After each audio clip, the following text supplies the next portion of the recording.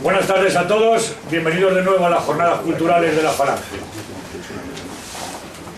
Hoy tenemos un hombre de la casa y casi la casa del hombre, ¿no? Porque tú fuiste de los que nos trajiste para aquí, fuiste uno de ellos, ¿no? Tenemos a Gustavo Morales, yo creo que le conocemos todos. El que no, os voy a dar un pequeño perfil de él, es periodista, fue también profesor. ¿Puedo decir que por qué lo dejaste de ser? No. Por falangista dejó de ser profesor, no le admitieron como falangista. Es autor de varios libros, tanto relacionados con la falange como puede ser falangistas, título así de seco, luego falangistas contra el caudillo, la división azul, José Antonio y la economía y el libro negro de la izquierda española. Aparte ha escrito varios otros relacionados con el Islam en sus varias facetas. Ha sido director adjunto del periódico El Rotativo y adjunto al director de la revista, perdón por la pronunciación, War Health International. Y también colaboró como analista en revistas militares y con la BBC y en Rusia Today. Como os dais cuenta, no sé idiomas. Yo no sé, en mi particular observación, yo creo que es un hombre, Gustavo, que supera su propia obra literaria. Es uno de los 7 o 8 españoles que llegó un día, se puso una camisa azul, se fue a Cuba y se presentó ante Fidel Castro, brazo en alto, gritando arriba España. Eso poca gente lo ha podido hacer y por lo menos tenemos que reconocerle ese coraje. Hoy, aparte de la conferencia que nos va a dar, presenta aquí, ya lo presentó el otro día en la radio, un libro que es Manual para Rebeldes. Yo creo que lo teníamos que leer todos y a lo mejor aprendemos a hacer las cosas un poquito mejor y en España irían las cosas también un poquito mejor. Y la conferencia, relacionado con eso, pero no propiamente el libro, se llama La Rebelión Azul. Entonces ya, como creo que es más que conocido por todos, poco más puedo decir de él, lo único que... Muchas gracias y te escuchamos, Gustavo. Lo malo de tener un presentador es la expectación que levanta, que en este caso por supuesto no va a ser cumplida. Gustavo Morales, del que habla Carlos, no ha venido, de su lugar. Bien, yo les prometo a ustedes que tenía escrito 22 folios, pero la impresora se atascó en el folio número 7, así que han tenido suerte. Les voy a dictar esos 7 folios y el resto será hablar del libro. Ha venido a hablar del libro. Que por cierto, vale aquí 15 euros y en la calle 18. Aparte también vendemos esto para promocionarnos el programa que tenemos los sábados en la Inter, que lo está costeando toda la empresa San Camilo, para echar una manita. Hay que comprar esto y el libro de Gustavo. Los falangistas somos tan originales que hasta hemos inventado un género nuevo que son las conferencias con anuncios. Bien. Rebeldía se escribe en azul. Tenemos historia. Rebeldes Azules fue el Nicasio Álvarez de Sotomayor, que salió de la CNT para seguir a Ramiro Ledesma. Matías Montero, que un 9 de febrero escribe una carta para adherirse a la conquista del Estado y otro 9 de febrero de 3 años después es asesinado por la espalda a la puerta de su casa. Rebeldes Azules también son hombres como Gerardo Salvador Merino, que sacó 1 millón de hombres a la Castellana para exigir el Estado sindical. Esto le costó la cárcel y el destierro, acusado injustamente de masón. Rebeldes Azules también Alejandro Salazar, que tenía montada la redacción del semanario AZ en la habitación de la pensión donde vivía alquilado. Y lo sacaba todas las semanas. Rebelde Narciso Perales, palma de plata de la Falange, por cierto, con la pistola en la mano, y médico comprometido con nuestra idea hasta su muerte. Pérez de Cabo, autor y mártir. Juan José Domínguez, a quien fusilaron cuando tenían que condecorarle. Guitarte, que se fue a la división azul desalentado por esa revolución pendiente que nunca llegaba. Pedro Durruti, falangista, también fusilado por los nacionales.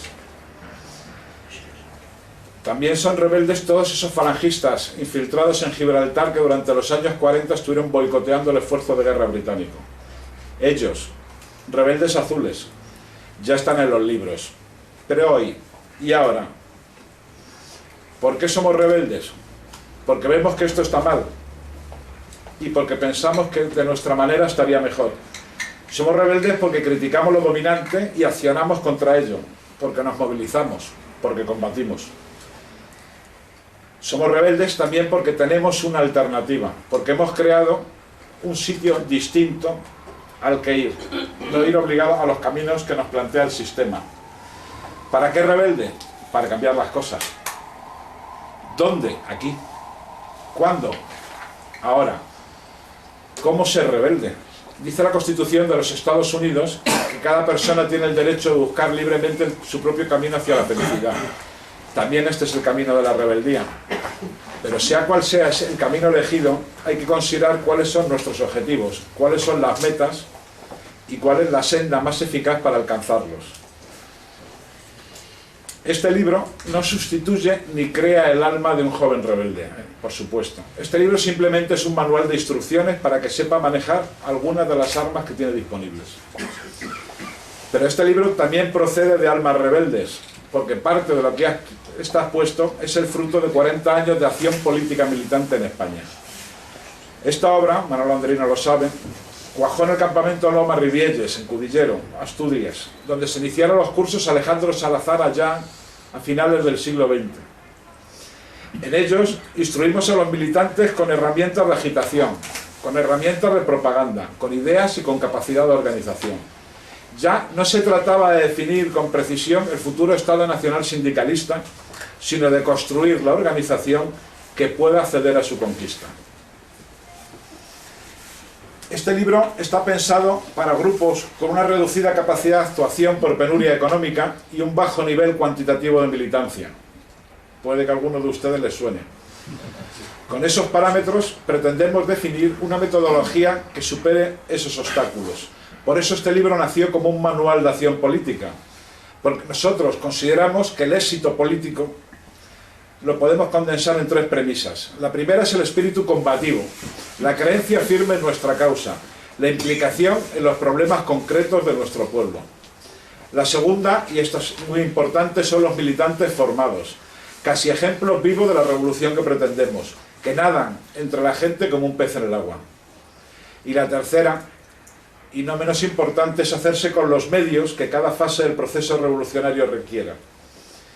Nosotros juzgamos que es necesario la conquista del Estado y juzgamos que es posible por medio de una enérgica presión social generada por nuestra acción militante. Puro voluntarismo. Para ello, a medio plazo, identificamos la extensión de una corriente de opinión fuerte y la presencia en los movimientos sociales como los pasos imprescindibles para llegar a ese paradigma azul. ¿Y cómo se consigue una brecha de serena atención en la opinión pública? Evidentemente, la tarea principal de cualquier movimiento político es la propaganda y la agitación sobre un segmento de la población para caminar hacia ese objetivo. Y esta labor tiene instrumentos como las reuniones y las asambleas, las publicaciones y los actos públicos. De ellos hablamos. Antes que nada, la estrategia. Necesitamos una estrategia. Definimos estrategia como la forma de llevar a cabo un proyecto con el menor coste posible.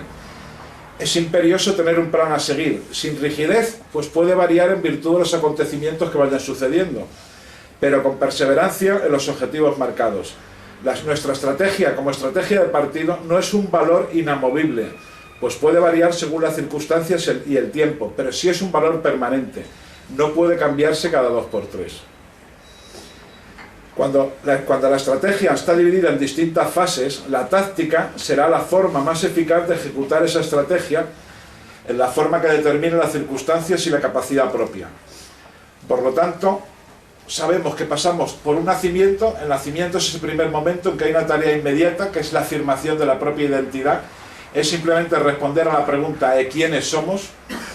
El crecimiento, que supone saber el qué queremos. Tenemos unas metas y debemos elegir un público objetivo hacia el que dirigir nuestra acción.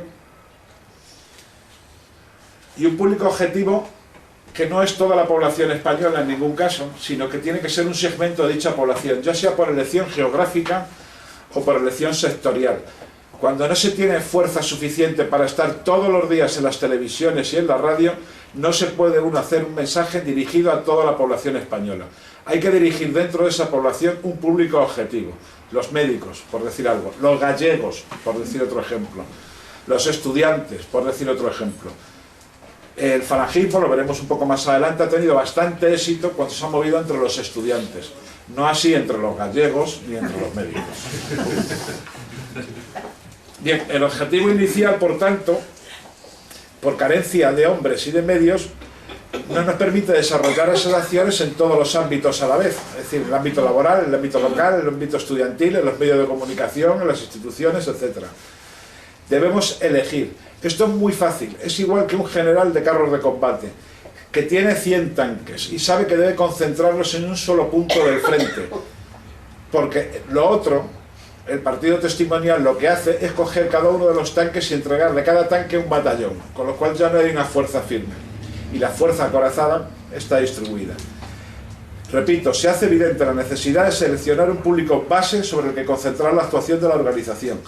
El éxito sobre ese segmento de la población se mide por la popularidad que experimenta nuestro movimiento, lo que se constata porque crece una corriente de opinión favorable lograda mediante la agitación y propaganda regulares, haciéndose parte del entorno habitual del colectivo territorio seleccionado.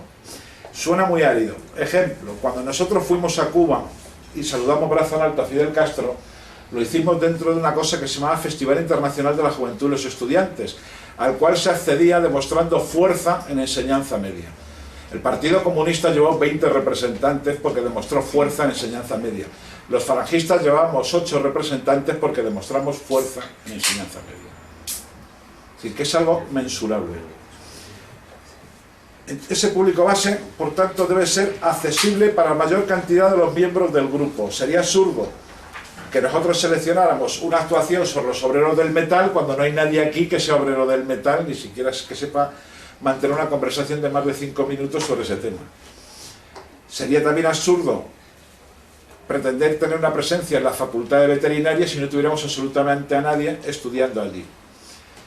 Considerando estos factores, repito, un grupo político pequeño al que yo pertenecía, que se llamaba Frente de Estudiantes Nacional Sindicalista, que acabó generando otra cosa más grande que se llamaba Falange Española de la Jons Auténtica, elegimos como público objetivo para trabajar sobre ellos a la población comprendida entre los 16 y los 25 años.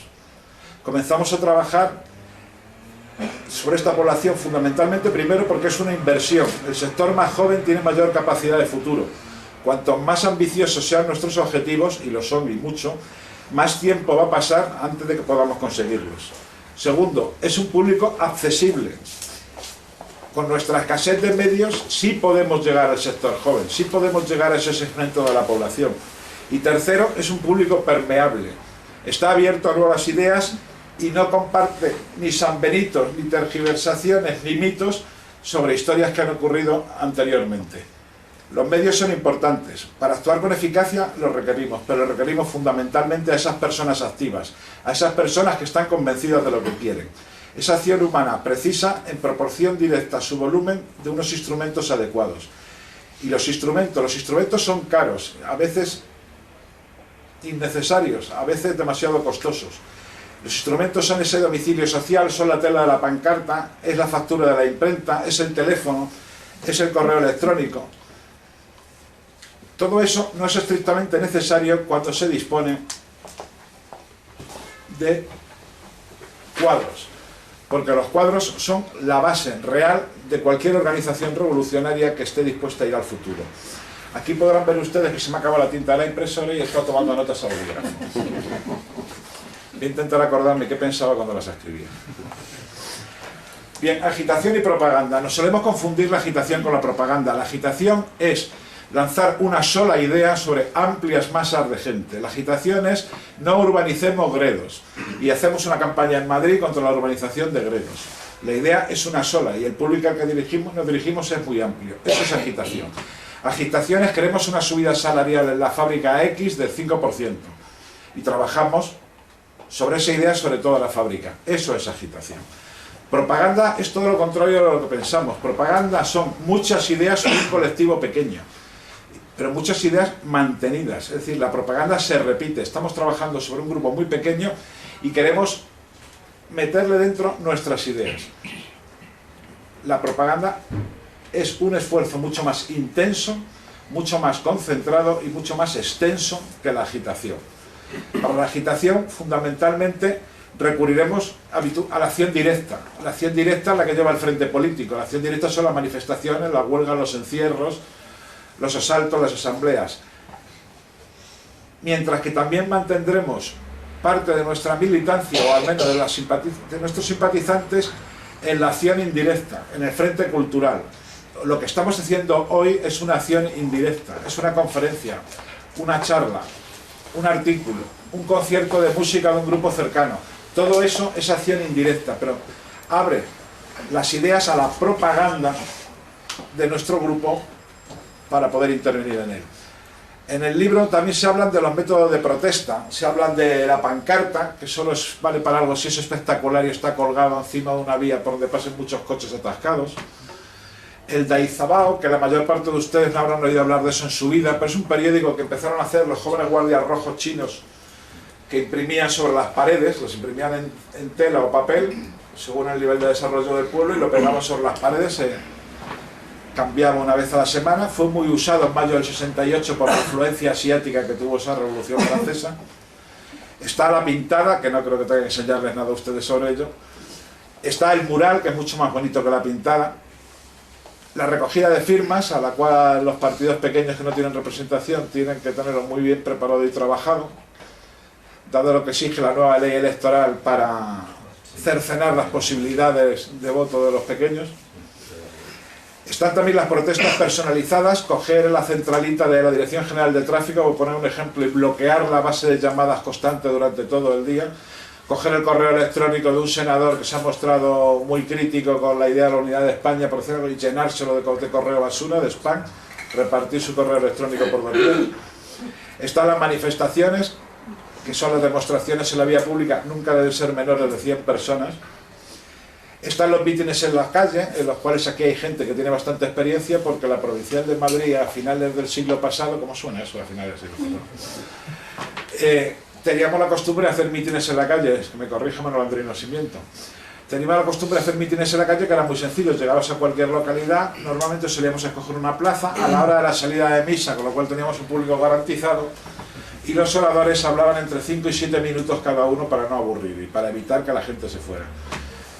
Esto dio mucho juego y hizo que mucha gente se soltara hablando, porque aunque ustedes no lo piensen, hablar, o alguien lleva hablando 40 años, como es mi caso, es una cosa que siempre duele, cuesta hablar en público. Y por otro lado también aprendimos algunos de los errores, como hubo un caso en que nuestros militantes pusieron el chiringuito para hablar justo escondido detrás de una rotonda para que no se oyera mucho, no fuera que fuéramos a llamar la atención. Bien, todas estas cuestiones se responde aquí, pero ninguna responde a lo fundamental. Y lo fundamental es la construcción de ese movimiento. Sabemos que para conseguir esos objetivos políticos marcados y para vertebrar ese movimiento político amplio, no es posible sin construir previamente una organización política fuerte, operativa y unida. Existe una organización política vertebrada y fuerte cuando hay un mínimo ideológico común. Existe una organización vertebrada y fuerte cuando hay cuadros formados con el mismo estilo de trabajo. Y existe una organización vertebrada y fuerte que dispone de un mínimo ideológico común y unos cuadros formados con el mismo estilo de trabajo, que es un movimiento revolucionario. Eso es el paradigma. Hasta ahora tenemos los problemas globales, que son la falta de credibilidad, y esa falta de credibilidad nos impide obtener financiación alternativa. Hasta hace muy poco, pero gracias a Dios ya no, la invisibilidad del partido en la opinión pública, me permito la digresión, pero yo soy partidario de que hablen de nosotros aunque sea bien. Es decir, si hablan mal también me vale. El asunto es que hablen, que nos traten como payasos o como criminales, pero que hablen. Es fundamental que un partido no sea invisible. Otro de los problemas globales es la nula formación política, el desarme doctrinal de los militantes, la falta de directrices claras y concisas, la falta de explicación de en qué etapa de la estrategia estamos, canales de comunicación habitualmente escleróticos, más debate, interpretaciones gruesas de mandos intermedios, algunos más motivados por el bienestar de los militantes que por los objetivos del partido, y desiguales niveles de formación y estilo de trabajo. Y, lógicamente, la impunidad interna, que bien la definió Narciso Perales como 5 falangistas, 6 falanges y 7 periódicos. Han tenido ustedes la gran suerte de las otras 22 páginas que luego lo publicaré como el artículo en algún sitio y diré que las he dicho aquí. Les agradezco su atención y me gustaría entablar un diálogo que no fuera solo escucharme a mí mismo, lo cual me viene aburriendo de hacer. Sí, antes quiero decir una cosa, pues si no lo he dicho antes, que aquí vale el libro 15 euros en vez de 18 y que hay una empresa que de su bolsillo está pagando un espacio publicitario, pero que solamente nos lo ha puesto a nuestra disposición con ánimo de servir a España. Como el gasto es tremendo y no nos queremos quedar sin ese espacio, se ha editado un DVD de pasodobles, música española castiza, y yo creo que si entre todos vamos comprando uno, esto se venderá en la Intendencia hasta que se acaben, espero que se acaben hoy, y así podremos por lo menos entretenernos hablando en la radio, que algo se nos oirá y algo haremos bien. Animaros para que Gustavo siga escribiendo y para que nosotros podamos seguir hablando en la radio. Y otra cosa, Gustavo es experto en temas islámicos e islamistas. Están de moda siempre, pero ahora están cruelmente de moda. En las preguntas, no solo si queréis preguntarle de Falange, también, claro, pero el tema de la morería, seguro que tenéis una respuesta adecuada. Joder, claro. Está especialmente... no sé cómo decirlo. Bueno, primero agradecer a Gustavo su presencia entre nosotros como lógico, es un referente para mí especialmente. Y yo creo que me diga qué le parece desde que hicimos aquellos cursos en Asturias concretamente, que no fueron hace tanto, aunque suene muy lejano, el siglo pasado, está ahí a la vuelta de la esquina. Si le parece que ha cambiado tanto la sociedad, por ejemplo, en los medios, por ejemplo, Internet se estaba empezando entonces, hoy en día ya es una herramienta imprescindible, cosas como los mítines en la calle están un poco en desuso, pintadas o carteles ya ni te cuento. Si crees que debemos adaptarnos a los tiempos o seguir con aquellas viejas batallas de eso, de la pintada, el cartelito, la pegatina, o de verdad tenemos que tuitear, retuitear y demás chorradas por el estilo. Bien, hay algo importante ahí. Hay tres acciones que son claramente ilegales. Son las pintadas, que son ilegales, las pintadas. Los saltos son grupos de 15 personas o 17 que repentinamente montan un follón en medio de una calle pegando una serie de gritos y unas consignas hasta que aparece la policía, que tarda, porque la policía no es consciente todavía, y luego se reúne otra parte y repite. Y las ocupaciones hablaremos la semana que viene en Vieja Guardia. Bien, esas son las acciones que más llama la atención actualmente. Efectivamente, la aparición de los medios sociales, que no estaban tan desarrollados cuando el curso Alejandro Salazar, teníamos por primera vez que nos comunicábamos por fax y ya empezábamos con el correo electrónico, era absolutamente distinto. Es decir, actualmente la gente se comunica, en un 80% recibe la información, pero incluso la información nacional e internacional a través de las redes sociales. No se va al país, sino que pinchan el artículo del país que ha colgado fulanito, que pone un titular. Es decir, ha cambiado bastante. Lo que no se puede hacer en ningún caso es convertirse en el militante virtual, ese militante que solo existe en las redes. Porque las redes existen pero han creado una especie de segunda vida en la que se desarrolla mucha gente, que las protestas de las redes son ceros y unos que desaparecen en cuanto apagas el ordenador y que se creen que están haciendo algo importante en ellas. Creo que el trabajo sigue estando en la calle. Yo no me veo afiliando ni leyendo un tuit. Y sí me afilié cuando llegó un tío zumbado al Instituto Cervantes tirando unos panfletos que yo leí, Falange sí, Franco no, y salí corriendo detrás de él. Hubiera salido corriendo detrás de un tuit, un poco difícil. Creo que el contacto personal clarifica. Creo que la otra persona incluso juzga tu ideología, te mira de arriba abajo, a ver cómo han vestido los falangistas, y es verdad que es importante. Y aunque ha cambiado mucho y hay que tener ahora con los famosos agitadores sociales, los community managers que dicen, y hay que tenerlos trabajando y haciendo cosas y dándote publicidad, porque al fin y al cabo Facebook y Twitter son escaparates y son para los que venden algo, y los políticos vendemos algo. Creo que eso no sustituye al contacto en la calle, y creo que los mítines en la calle no es contacto para la personalidad, pero si un señor que coge un cajón y tranquilamente se sube y en un tono normal se pone a explicar una cosa en la calle durante 5 minutos, pueden ser bastante interesantes y rompedores. De hecho hay movimientos como el movimiento de los provocadores en Francia que se basaron en eso.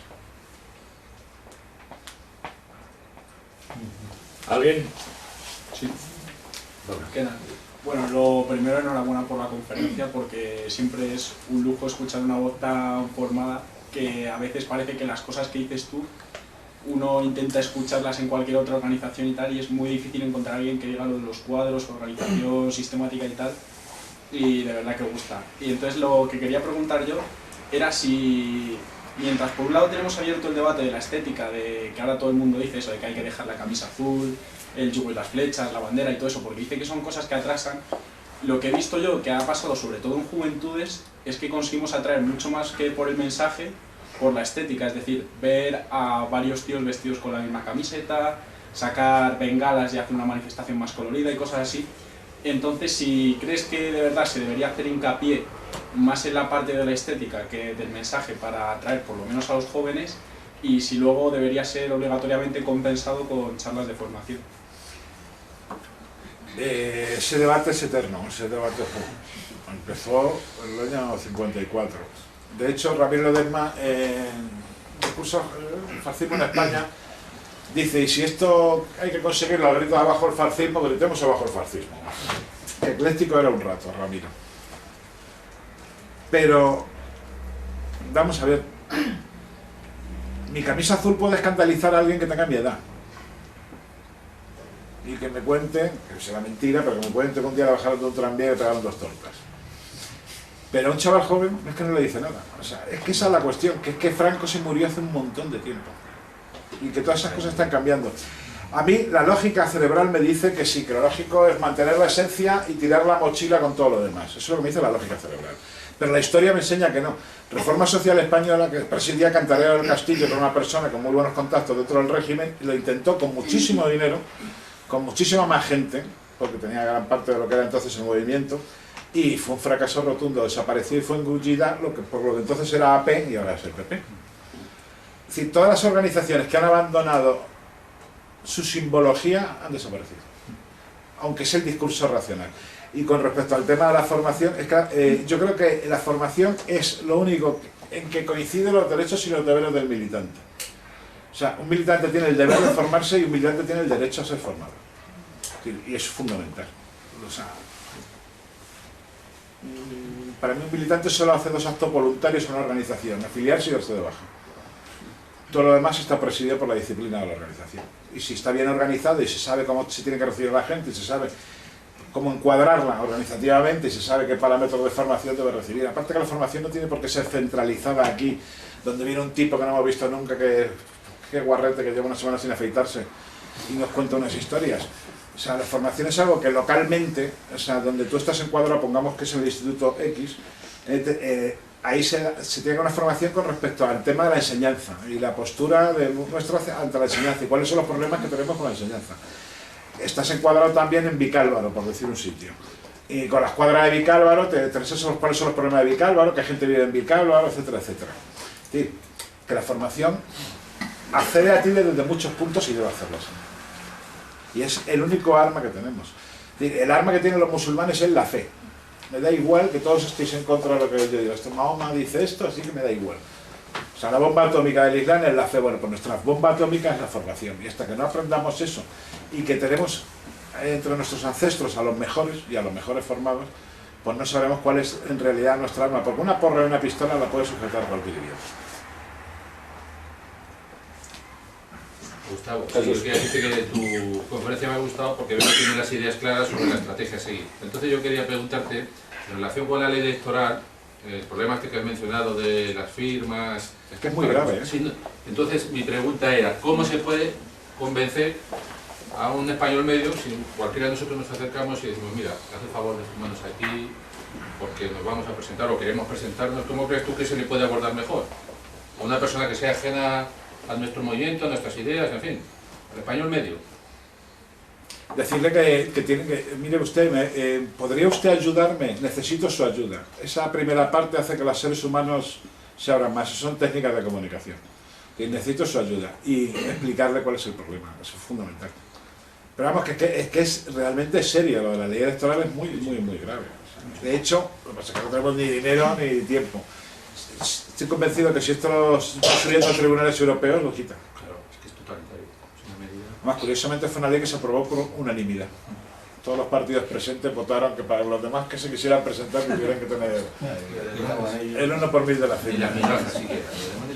Con lo cual también es ilegal, porque yo avalo a la organización Falange a presentarse, estoy desvelando cuál es mi voto, y yo tengo derecho a que mi voto sea secreto.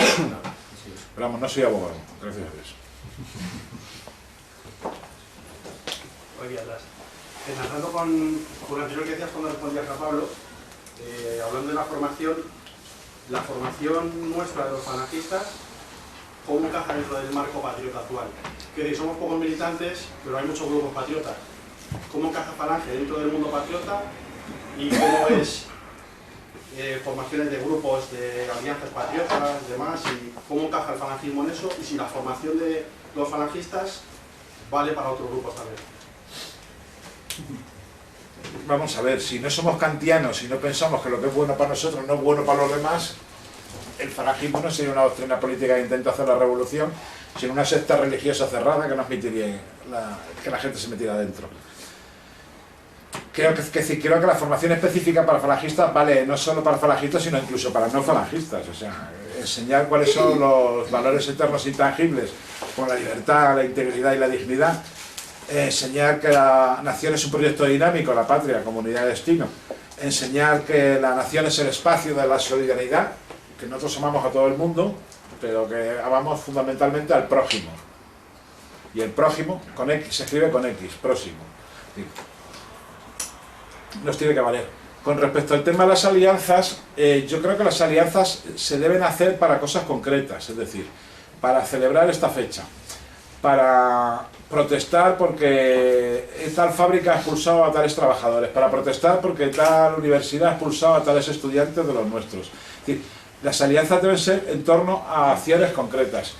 Y por supuesto, hay otro tipo de alianzas que son las alianzas electorales, pero para que haya una alianza electoral seria, tenemos que estar sumándonos a un gigante, porque la suma de enanos jamás produce un gigante. ¿Te he contestado? Sí, la verdad es que si no hay un gigante... Es que una parte que se me ha olvidado porque la pregunta se ha complicado mucho. Dentro del mundo patriota español, los falangistas somos el partido histórico. ¿Me explico? Así de simple. Sí, ellos serán la Liga Comunista Revolucionaria, el Movimiento Comunista, pero el Partido Comunista de España somos nosotros. Los falangistas, los grupos falangistas, ¿me explico? O sea, y todo lo demás aparece y desaparece. O sea, no voy a entrar en ello porque no vale la pena, pero te puedo dar nombres de personas que sin moverse de la posición política en la que están han pasado por 5 grupos. Que han periclitado uno tras otro. ¿Alguien más?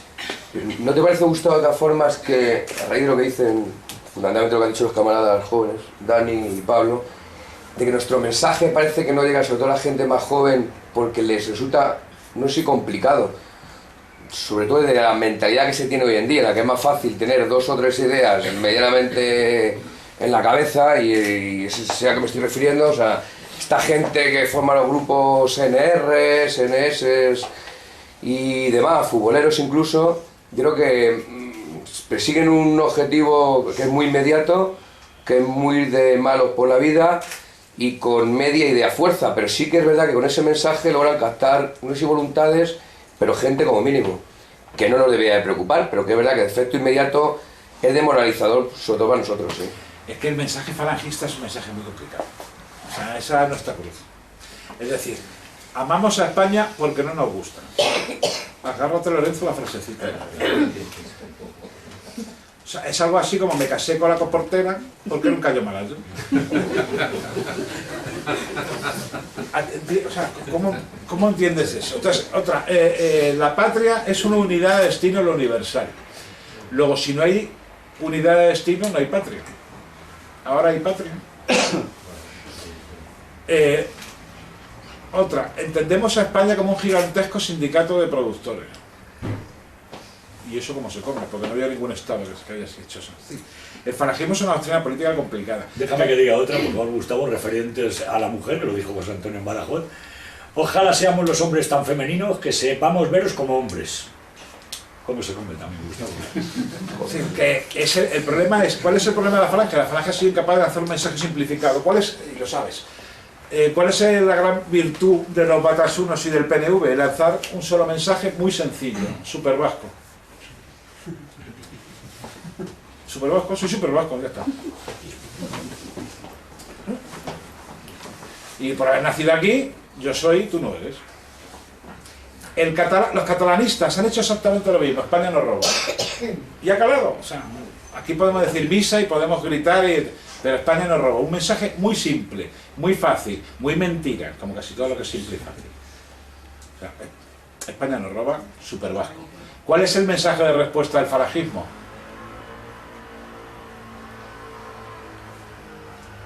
Esa es la contestación. Para mí, que lo he estado pensando durante muchos años, es la frase de Unamuno: la nación es el espacio de la solidaridad, porque incluye justicia e incluye patria.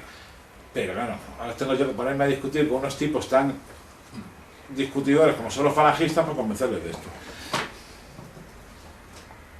¿Cuál es el problema nuestro? Que no podemos lanzar un mensaje simple porque no lo tenemos. Tenemos un mensaje complejo. Entonces las mejores de nuestras cabezas deben convertir ese mensaje en simple, porque en poético ya lo convirtió José Antonio. Ramiro a martillazo sacó del mármol el nacionalsindicalismo, José Antonio lo hizo hermoso, y nosotros lo tenemos muy complicado. En una ocasión, ¿sabes tú que di una charla en la agrupación del Partido Comunista de Vallecas? Y salí vivo. Y le preguntaron a los tíos, bueno, pero tú ¿por qué eres comunista? ¿Estás de acuerdo con el materialismo histórico? ¿Estás de acuerdo con el interpreticismo? ¿Estás de acuerdo con la teoría de las élites? ¿De Lenin? Y yo, tío, no. Y entonces, ¿por qué cuentas? Pues porque es el partido de la protesta. Esa fue la respuesta que me dieron casi todos los que habían en ese local. Porque era el partido de la protesta, como habrá ido mucha gente que estará en Podemos, del verbo podar, porque es el partido de la protesta. Entonces, es casi un sentimiento.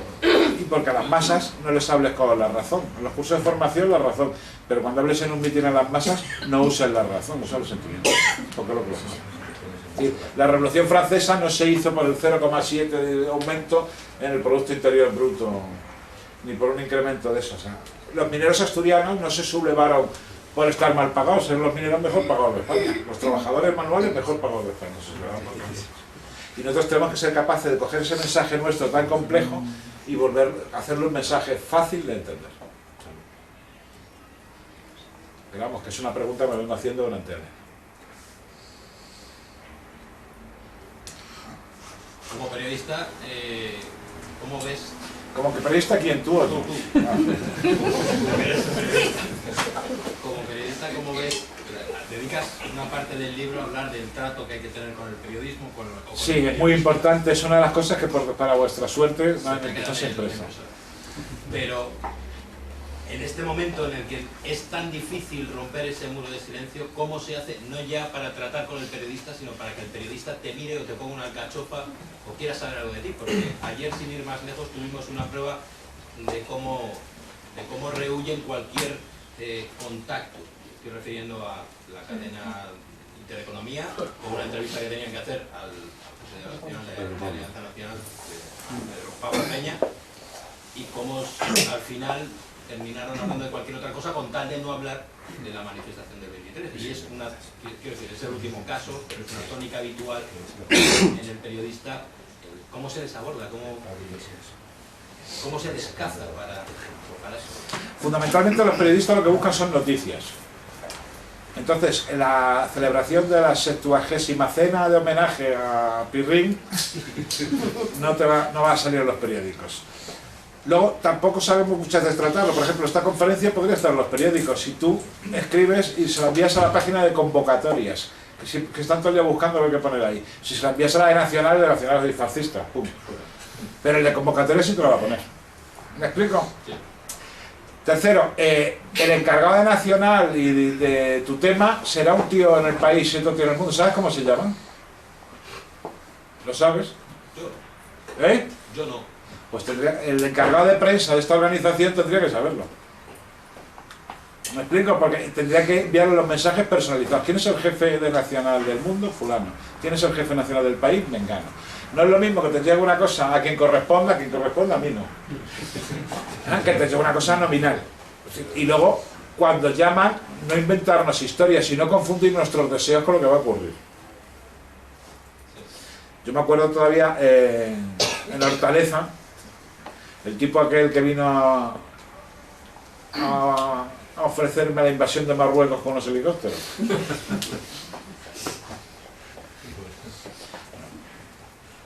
Fue un tema muy interesante. Pero vamos, te quiero decir que al periodista, él te va a llamar para preguntarte. A lo del hogar social lo están haciendo, les llaman para preguntarles. Entonces, creo que es lo importante. Primero, hablarles con tranquilidad y sin miedo. Segundo, no decirles lo que no quieres que aparezca. Oye, hemos matado a una vieja, pero no lo publiques.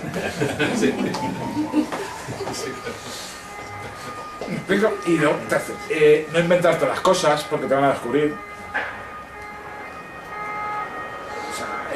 Un periodista es un tipo que tiene un jefe que quiero que vengas esta tarde aquí con 7 folios escritos de una noticia. Y tiene esa prioridad a lo largo del tiempo que está trabajando. Entonces, sabiendo eso, tú puedes darle noticias. Hay noticias que se lo son en agosto y que jamás lo serían en enero, esa misma noticia. ¿Por qué? Porque en enero hay muchas noticias y en agosto hay muy pocas. ¿Quieres salir en los periódicos todos los días? Haz una campaña política en agosto. Luego, aparte del país y del mundo, hay otros muchos periódicos, el ABC, o sea, hay periódicos locales, esos periódicos también son muy asequibles. Incluso puedes ir a la redacción con normalidad, visitarles y hablar con ellos. A las redacciones se puede ir a hablar con la gente.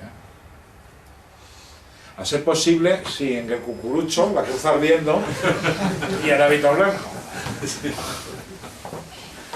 Claro, es que tú sabes, Gustavo, que generalmente nuestro público seguidor, que nos apaga la luz, pues no le gusta mucho el asunto este de la prensa. Incluso cuando te ve que mantienes cierta relación, pues eso, para dar a vender tu producto y dar a conocer lo que quieres decir a la gente, pues te mira como un bicho raro, te dice que si es un confidente, que si le filtran noticias, que si, vamos, están montándose su película. Y sobre todo cuando los tienes en los actos son los que le comen la oreja, para los que te arruinan el acto directamente, que estamos rodeados de imbéciles de esos cada 2 por 3, y que hay un periodista por allí, se arriman a él y dicen las gilipollas del día, o de la tarde, o de la noche. Entonces eso es muy difícil de hacérselo entrar en razón a nuestra gente, porque yo llevo 40 años viendo la misma película y veo que no cambia, ¿verdad? Pasa la generación y los tontos siguen apareciendo y se mantienen y van, no sé, como si quisieran. Lo que no sé es por qué ellos, si tienen tanto interés en dar una noticia, no se ponen ahí en esa mesita, ¿entiendes? O a dirigir esta organización o cualquier otra, o por lo menos intentan echar una mano en vez de ponerte el pie en el cuello para que te hunda definitivamente. Es que lo de la prensa, en este mundo nuestro, Gustavo, tú sabes mejor que nadie, es que no se ha llevado nunca, no, sí, mira, así no va de otras cosas, claro. El tío más importante que ha tenido el Partido Comunista en Europa no se llamaba Marx ni Lenin. El tío más importante se llamaba Antonio Gramsci. Y Antonio Gramsci dice, señores, la revolución cultural es previa a la revolución económica y a la revolución política. El acceso de nuestros militantes a los medios de comunicación es esencial para parecer más de los que somos. Y es esencial también para lanzar sobre la sociedad una serie de ideas que nosotros rechazaríamos, pero que al llegar a nosotros a través de los medios de comunicación las aceptamos como algo normal. Y eso está ocurriendo. Y hay cosas que nosotros aceptamos como normal porque nos han llegado a través de los medios de comunicación, que eso no es normal. Bien. Gramsci, Antonio Gramsci, no olvidéis este nombre. La culpa la tiene Mussolini, porque en vez de fusilarle, que es lo que hace una persona decente y seria, le metió en la cárcel y le dio de comer, y le daba papel y bolígrafo. Bolígrafo no, porque no existía, pero vamos, la pluma. ¿Me explico? Y Antonio Gramsci desarrolla esa teoría. La teoría es la revolución cultural. La revolución cultural se logra ¿cómo? Llegando al mundo de la cultura. Como seamos sinceros, no llegan al mundo de la cultura solo los mejores antropólogos, o los mejores zoólogos, o los mejores científicos, y los mejores químicos. Lo que son los cantantes, los actores, los locutores y los periodistas. Bueno, pues nosotros también tenemos que hacer eso, tenemos que llegar a los periodistas. ¿Hay periodistas azules? Los hay. Por cierto, no he visto a gente más contestada jamás. Si un falangista es un lobo para otro falangista, si el otro falangista además es periodista ya, le ponen el orden. El otro día en una reunión con gente así, le estuve diciendo yo, oye, no, porque todos los periodistas son unos hijos de puta. Y oye, yo, bueno, menos tú. Bueno, entonces digo, bueno, menos yo. Y vamos a ver, y la corte de José Antonio, ¿no? Vamos a empezar a ver nombres, ¿no? Fossá, vamos a ver más nombres. Miquel Arena, vamos a ver más nombres. González Ruano, es decir, no es comprensible un estudio de la prensa en España de los años 30 a los años 60 si no tienes en cuenta a los periodistas falangistas. ¿Qué ha pasado? Que curiosamente, con una excepción, los hijos de los periodistas falangistas ahora están en la izquierda, juran que proceden de la represión y que sus padres estuvieron en la cárcel, y es cierto, visitando a los presos el día de la semana de y ha cambiado el paradigma. ¿Por qué? Porque la prensa es muy obsequiosa con el poder. Si te das cuenta, lo que critica la prensa al poder siempre dentro de unos límites muy determinados. Que en el país se va un poquito más por un lado y en el ABC se va un poquito más para el otro. Pero la crítica nunca es en profundidad, no atenta contra las bases del sistema, porque la prensa forma parte del sistema y porque en este país se educaron juntos en el Colegio del Pilar, fundamentalmente, los periodistas y los políticos. Ahora ya no, ahora ya se están separando. Pero vamos, recordar que la única persona que ha llegado aquí a reina en este país con carrera es una periodista.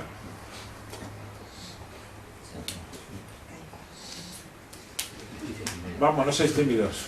¿Alguien más? Yo sé qué pasó en París.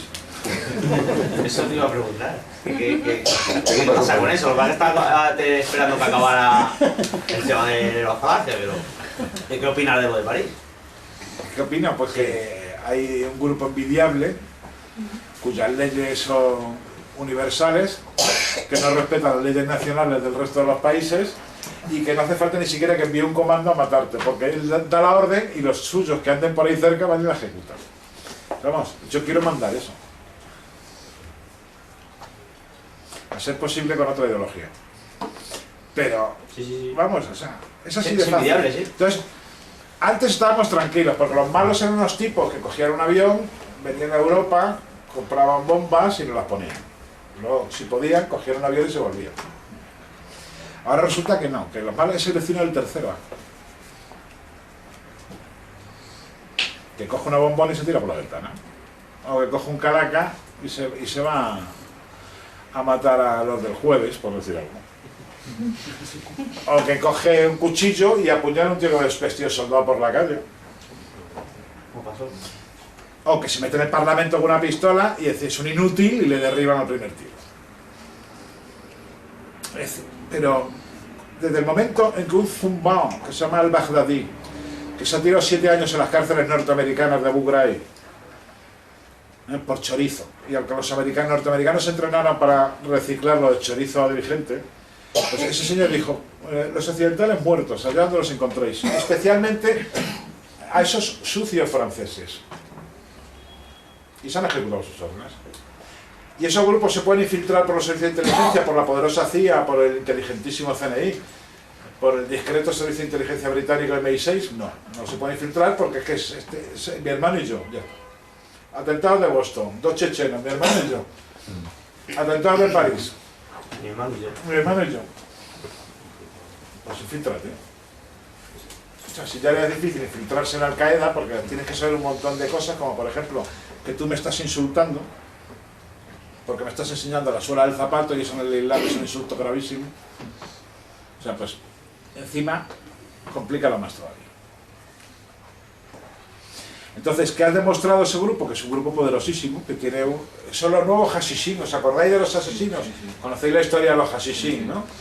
Hassan Sabah, el viejo de la montaña, se encierra en una fortaleza, en Alamut, y allí cría una nueva especie de fanáticos que los llaman los hashishin por el uso que hacen del hashish. Los cabrones de hashish. Y entonces estos tipos iban a cualquier sitio, se tiraban los años que hiciera falta para cumplir su misión, de tal manera que en una ocasión Hassan Sabah se entrevista con el sultán. Y el sultán le dice: te rodea mi guardia y te voy a hacer matar ahora mismo. Y dijo Hassan Sabah: ¿tu guardia? A mí. Dice: matar al sultán. Y toda la guardia del sultán se dio la vuelta y le puso el cuchillo en el cuello al sultán. Y le dijo: para. Y dice: esto es solo para que te des cuenta de lo que pasa. Y se fue. Se fue dejando que la guardia que él había infiltrado fuera exterminada.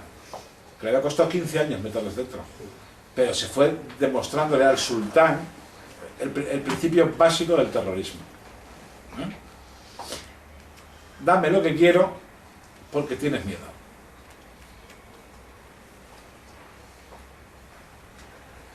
Más cosas. Impactante. Pregunta sobre cómo actuar ahora mismo en la sociedad actual, cómo actuar con el Islam. O sea, ¿qué medidas tomar? No es que no es un grupo de fuera que haya venido a comentar atentados, sino que son, o al menos pone su DNI, que son españoles, que son franceses, o son europeos, son nacidos aquí, educados aquí. 14 millones. Sí, ¿cómo se actúa con esto? No son extranjeros. No, son europeos. 14 millones. 14 millones de musulmanes. Se prohíbe una religión, se cierran las mezquitas, No, frente a una idea tú tienes que levantar otra idea, y frente a una fe totalitaria tienes que levantar otra fe totalitaria. Sí, pero a lo que doctrinas de fe en este país es una misión perdida, ¿cómo se actúa? Adoctrinar en este país o... No lo en es. este país es una misión. No lo es. El Frente de Juventud se adoctrinó a buena parte de los españoles durante un montón de tiempo, y las escuelas catalanas y las icastolas vascas los cogieron y los llevaron al punto exacto contrario, mediante adoctrinamiento. A nivel nacional es prácticamente imposible. No lo es. Lo que pasa es que hay que hacerlo, hay que empezar a hacerlo. Pero en un país en el que hay 17 curanos que deciden 17 educaciones diferentes, ¿cómo se hace eso? Consiguiendo que haya una sola educación. ¿Y cómo? Obteniendo el poder suficiente para poder decidir eso. ¿Y cómo obtienes el poder suficiente para poder...? Hay dos formas de obtener el poder. La revolucionaria, es decir, subido a un carro de combate M47, o por las urnas. Creo que no nos van a prestar M47 próximamente, pues podemos ir preparando lo de las urnas. ¿Cuál es el problema que tenemos los falangistas? Los falangistas que procedemos de una organización que se creó como organización militar, aparte de militante, militar, cuya pretensión de tomar el poder era la Armada. Está claro que todos los planes de Falange para tomar el poder no pasaban en ningún caso por apoderarse del Parlamento Republicano. Entonces, no tenemos esa cultura de llegar al poder de otra manera, pero hay que empezar a cogerla. Y cuando tengamos un concejal en un pueblo, que no coja seguridad como hacen matemáticamente, que coja urbanismo. Está la pasta del pueblo. Serio, pero es que lo cogen siempre seguridad, a mandar a los principales.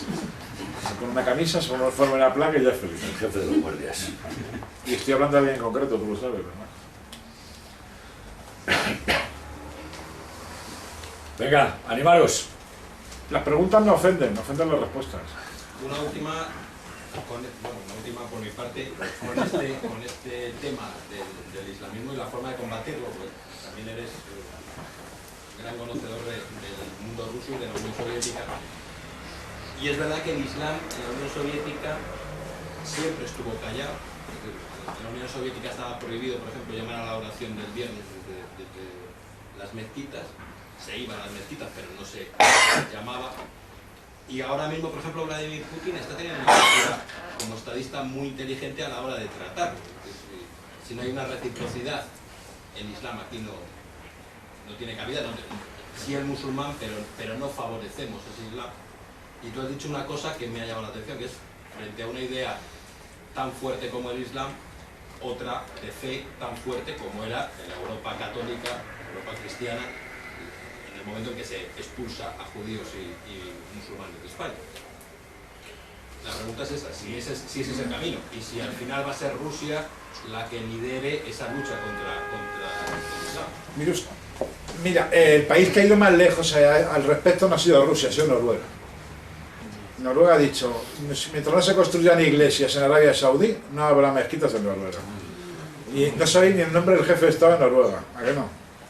Todo el mundo, Putin, pues, no sabéis, bueno, pues Putin recibe a los musulmanes y Putin está tratando bien a los musulmanes a pesar de esos OAS que corren por Facebook, que son absolutamente mentiras, que le dijo al rey de Arabia Saudí, o sea, no. Pero, ¿cuál es el problema de los musulmanes que tiene Rusia? Muy grande, porque tiene enormes minorías, pero el principal de los problemas se produjo en Chechenia.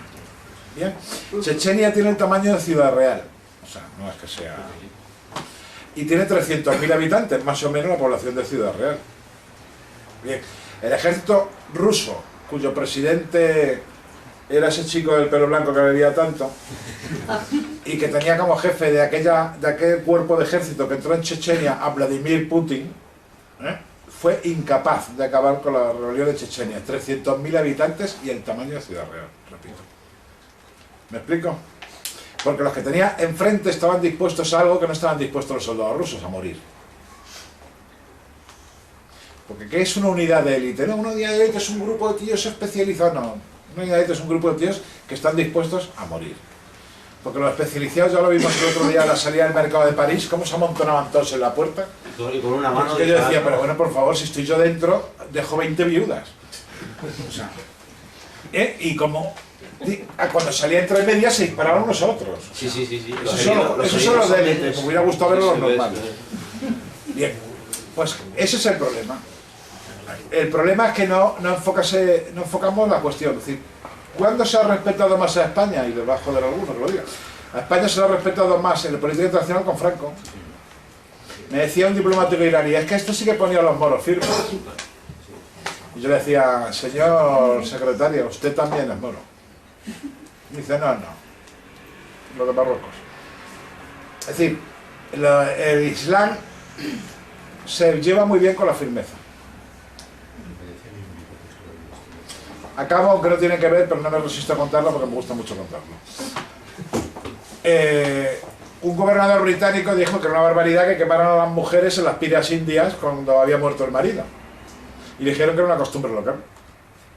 Entonces dijo que bien, que de acuerdo. Entonces que él iba a elevar un patíbulo al lado de cada pira funeraria. Y que los ingleses tenían la costumbre de ahorcar a los asesinos. Entonces, si una mujer era quemada en la pira, él ahorcaría a quien hubiera puesto a la mujer en la pira, que él respetaba el derecho del otro a poner a la mujer en la pira y que ellos respetasen el derecho del gobernador británico a ahorcarles. Se acabó el tema. No hubo más que más. Otra. En cierta catedral española se dijo que no se iba a licuar la sangre de San Genaro porque estaba invadida por las tropas francesas. Y que en protesta la Virgen iba a hacer que no se licuase la sangre de San Genaro. Llegó el oficial de Coracero de la Guardia Imperial a ver al fraile que llevaba la iglesia y le dijo que como no se licuase la sangre de San Genaro, le hacía trocitos con el sable. Y la sangre de San Genaro se licuó. Bien, pues la firmeza. Si tú estás seguro de lo que defiendes, eres firme. No borde, no desagradable, no agresivo, firme.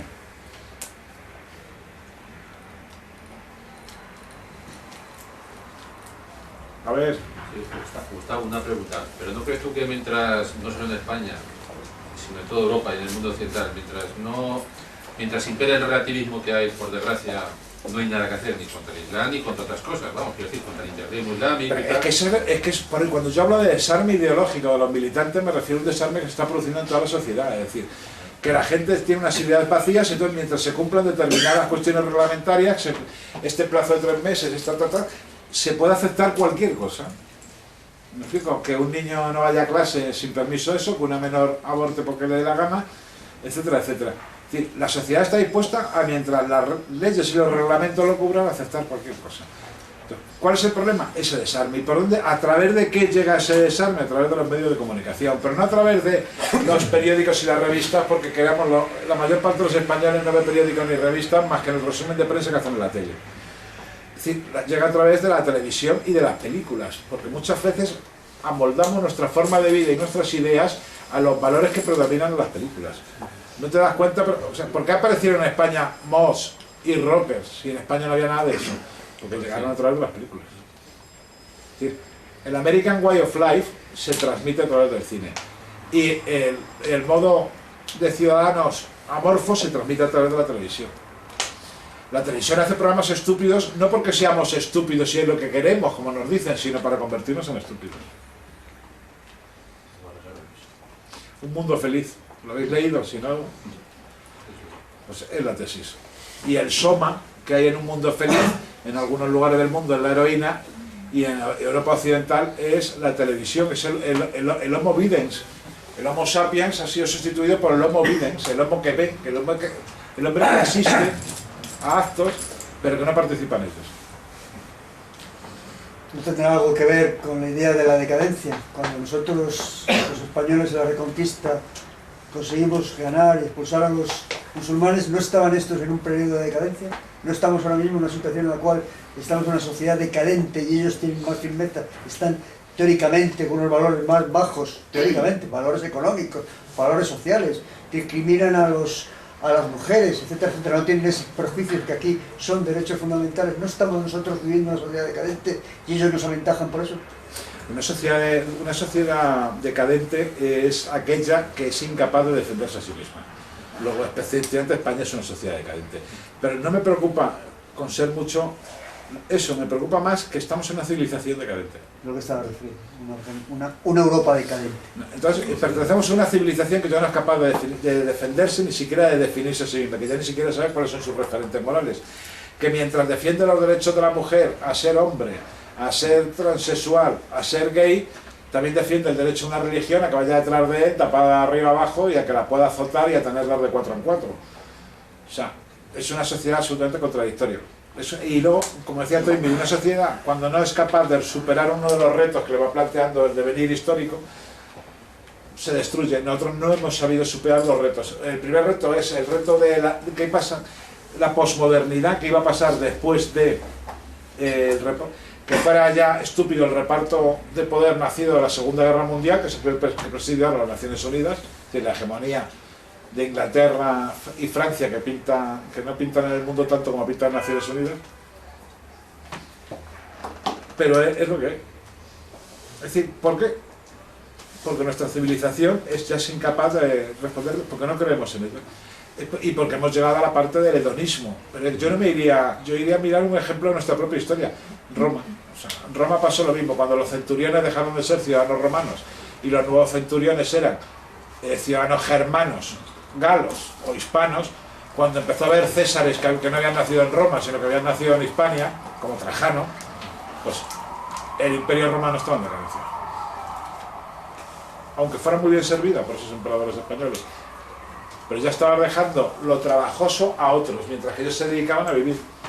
Eso me acuerdo mucho cuando veis a los anuncios que sobre todo resaltan lo de egoísta, date un capricho, cómpratelo, hazlo ya, just do it. Sí. Todo apoya ese hedonismo. Te lo mereces, las rebajas, cómpralo, ¿no? No seas tonto. Entonces, Gustavo, ¿te suena a Caballo de Troya cuando se habla de un Islam bueno y un Islam malo, unos radicales y otros no radicales? ¿Tú crees que eso suena a trampa más que a otra cosa? No, el Islam radical es el Islam que quiere el acceso al poder por las armas, y el Islam moderado es el Islam que quiere el acceso al poder por los vientres. Esa es la diferencia. El libro es el mismo, el Corán, y los hadices son los mismos, los del profeta Mahoma. No hay variación. Si no hay, el Islam radical tiene 3 capítulos más del Corán y el Islam moderado tiene 2 menos. No, son iguales. Ya, pero ese escenario, por ejemplo, que se está viendo en Siria, que yo creo que está siendo la madre de todas las batallas, además ahí, con ese frente cambiante, acción lo hacia otro, dependiendo a quién apoye, Estados Unidos o Rusia y demás, ahí no parece que se están enfrentando de maneras distintas de ver en el Islam o de ver en el mundo árabe. No, porque podríamos decir que están combatiendo sunitas contra alawitas, pero no es cierto. Los del partido Baas, la familia al-Assad no está combatiendo como alawita, está combatiendo como Baas, está combatiendo como nacionalistas árabes que quieren mantener a la religión alejada de los centros de poder. Mientras que en la morralla que tiene enfrente, probablemente lo único que tienen en común ahora es el enemigo, porque si quitamos a Bashir al-Assad, extraemos a Bashir al-Assad, serían incapaces de ponerse de acuerdo como no han sido capaces de ponerse de acuerdo en Libia. Y Libia ahora es un estado fallido. ¿Sí? ¿Por qué? Porque el Frente al-Nusra defiende el wahabismo, pero no el jafarí. Y mientras que otra organización defiende el jafarí duodecimano, mientras que otras organizaciones son malequíes, y otros son... O sea, son bastante complejos, que lo único que tienen estos momentos en común es el enemigo. Pero quienes vaya señalándoles esos objetivos lo está haciendo muy bien, porque ha caído Túnez, ha caído Libia, estuvo a punto de caer Egipto, Argelia no ha caído porque se ha metido en un baño de sangre tremendo, pero lo que se está viniendo abajo es el mundo construido por el nacionalismo árabe, que era un nacionalismo laico, y con el cual se podía dialogar porque pensaba en términos de nacionalismo, es decir, sus parámetros ideológicos eran muy parecidos a los nuestros, mientras que ahora tienes que hablar con fanáticos religiosos cuyos parámetros no son ni parecidos a los nuestros, entonces tú no sabes ni lo que te están diciendo cuando se están refiriendo al tauhid o la unicidad de Dios. Entonces, porque todos los cristianos somos politeístas y adoradores porque tenemos 3 dioses distintos. O sea, no hay con ellos un lenguaje común, no hay una forma de entenderse, ni siquiera la buscan.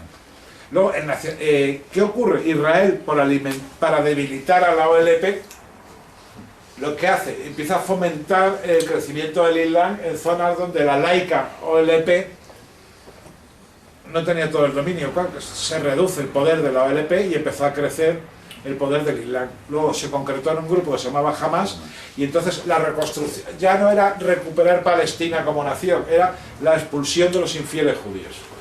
Pero el hecho era el mismo, con la diferencia de que el militante de la OLP, si llegaban más de 40 tiros seguidos, se escabullía y se iba, decía, esto es demasiado, y el militante islámico, Allahu Akbar, iba corriendo para adelante. Esa es la cuestión. Tenemos a los mejores suicidas del mundo. El ejército islámico no es tan grande, o sea, no tiene más de 16, 17.000 hombres en estos momentos, entre Siria e Irak. Del ejército Daesh, el del Estado Islámico, pero si luego todos ellos están dispuestos a morir. Y lo que es más, a matar. Hace poco cogieron a un grupo de europeos que ya decían que ya habían hecho suficiente yihad y que querían volver y los degollaron de los suyos. O sea, cuando hablan de reconquistar al Andaluz, por ejemplo, ellos se lo creen, están convencidos. Aunque crean que es difícil poner el pie físicamente en ello, van a hacer todo lo posible por joder la barra. Su concepto del tiempo no es el nuestro, y luego ellos tienen otra cosa, y si os dais cuenta, no hay el gran líder musulmán de todos los tiempos. No tienen una cabeza que cortar y cortando esa cabeza se detiene el movimiento. No tienen un país que bombardear y bombardeando ese país se detiene el movimiento. El Islam es acéfalo, no tiene cabeza. Y luego tampoco se corporiza en ningún país concreto. Aunque bombardees Teherán, vas a seguir teniendo movimientos integristas. Y eso ya se vio cuando mataron a Ben Laden o cuando han ido matando a otra serie de líderes musulmanes al cabo del tiempo, cuando se iban muriendo solos. Pero la cosa sigue. ¿Por qué? Porque el Islam es autófago, funciona a base de comerse a sí mismo. La mayor parte de las víctimas del terrorismo musulmán son musulmanes. Y por cierto, desde la semana pasada son la religión mayoritaria en el mundo. Han ganado ya los cristianos. 1.300 millones. ¿Y cómo se financian? ¿Cómo se financia? Pues mira, el Estado Islámico tiene una fuente de financiación que a mí me llama poderosamente la atención porque es muy curiosa. El Estado Islámico extrae petróleo por valor de 2 millones de dólares diarios y lo vende. ¿A quién? A los judíos, seguro. No, a una multinacional norteamericana.